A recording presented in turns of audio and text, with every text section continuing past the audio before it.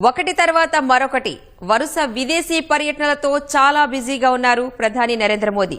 Indonesia వెళ్లారు, అటు నుంచి ఆస్ట్రేలియా, చివరిగా న్యూజిలాండ్కు వెళ్లాలి. ఇది స్కెడ్యూల్. వీటన్నింటిలోనూ ఒక కామన్ పాయింట్ ఏంటంటే ఆయనకు దక్కుతున్న గౌరవం. ముందు ఇండోనేషియా, ఆ తర్వాత ఆస్ట్రేలియా. ఎక్కడైనా అవే లాంఛనాలు. 2014, 2023 తర్వాత ముచ్చటగా మూడోసారి ఆస్ట్రేలియాకు వెళ్లిన మోదీకి అపూర్వ స్వాగతం లభించింది. ముఖ్యంగా మెల్బోర్న్ మీట్స్ మోదీ అనే ఈవెంట్కు భారీ స్థాయిలో స్పందన వచ్చింది.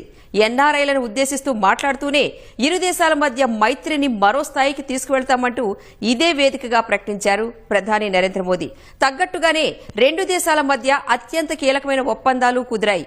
మొత్తంగా ఈ పర్యటనకు సంబంధించిన హైలైట్స్ ఏంటో ఓసారి వివరంగా చూద్దాం.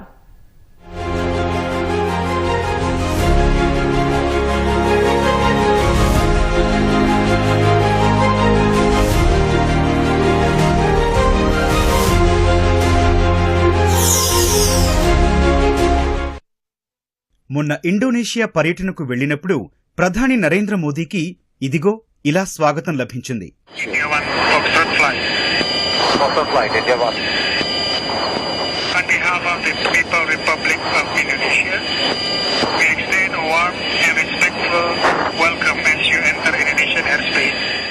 అక్కడి నుంచి ఆస్ట్రేలియాకు వెళ్లారు మోదీ. అక్కడ మెల్బోర్న్ మీట్స్ మోదీ అనే ఈవెంట్కు వెళ్లగా ఏ స్థాయిలో స్పందన వచ్చిందో మీరే చూడండి. ఇక్కడ అక్కడ అని కాదు, ప్రధాని నరేంద్ర మోదీ ఏ విదేశీ పర్యటనకు వెళ్లినా ఇదే గౌరవం, ఇదే స్వాగతం. దేశ ప్రయోజనాల దృష్ట్యా రకరకాల ఒప్పందాలు చేసుకోవడమే కాదు, భారత్ మీకు ఎప్పటికీ ఓ మిత్రదేశమే అనే సందేశాన్నిచ్చి మరీ వస్తున్నారు మోదీ.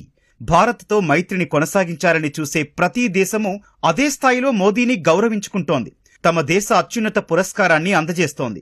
2016 నుంచి చూస్తే విదేశీ పర్యటనలో ఇప్పటి వరకు 34 పురస్కారాలు అందుకున్నారు మోదీ.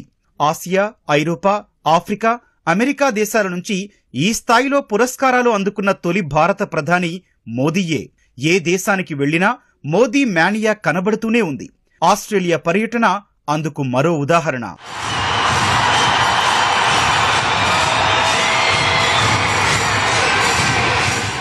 మీకు గుర్తుండే ఉంటుంది, 2019లో అమెరికాలోని హ్యూస్టన్లో హౌడీ మోడీ అనే ఓ భారీ ఈవెంట్ జరిగింది. ఆ దేశ అధ్యక్షుడు ట్రంప్, భారత ప్రధాని మోదీ ఇద్దరూ ఒకే వేదికపై కనిపించి ప్రపంచ దేశాలకు ఓ సందేశం ఇచ్చారు. భారత్ అమెరికా మధ్య మైత్రి ఎంత బలంగా ఉందో చాటి చెప్పారు. అదే సమయంలో ఎన్ఆర్ఐల గురించి ప్రస్తావించారు. ఇప్పుడు ఆస్ట్రేలియాలో మెల్బోర్న్ మీట్స్ మోదీ ఈవెంట్ కూడా